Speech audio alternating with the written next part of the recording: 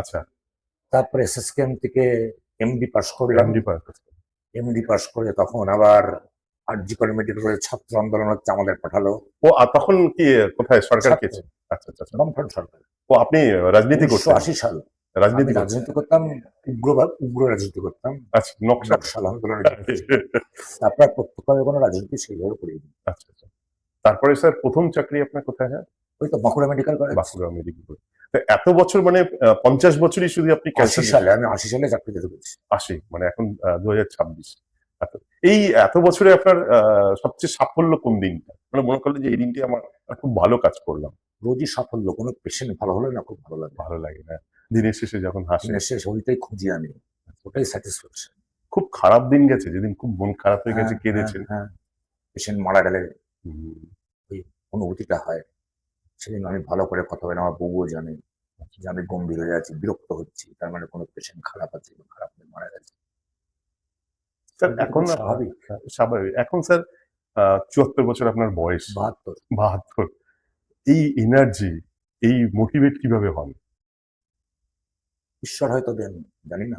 মানে আমি তো লোকের মধ্যে থাকি, মানুষের মধ্যে থাকি, মানুষের চাহিদা আশা আকাঙ্ক্ষাকে যদি কিছু স্যাটিসফাই করতে পারি একটা মানুষের, সেটাতেই আমার খুব আনন্দ হয়, ওইটাই আমার প্যাশন।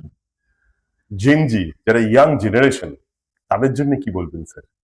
জীবনটাকে উপভোগ করো, কিন্তু তার সঙ্গে অন্য মানুষরাও যাতে উপভোগ করতে পারে সেইটা যেন মাথায় থাকে। শুধু নিজের জন্য পৃথিবী না, আমরা সবাই মিলে একটা সমাজ, সবাই মিলে পরিবার। সুতরাং অন্যের ভালো করা বা অন্যের হেল্প করা, এটা কিন্তু জীবনের একটা প্রধান কর্তব্য, সেইটা মাথায় রাখতে হবে। স্যার আজকে ফাদার্স ডে, এই ব্যাপারে একটা কিছু যদি বার্তা দেন।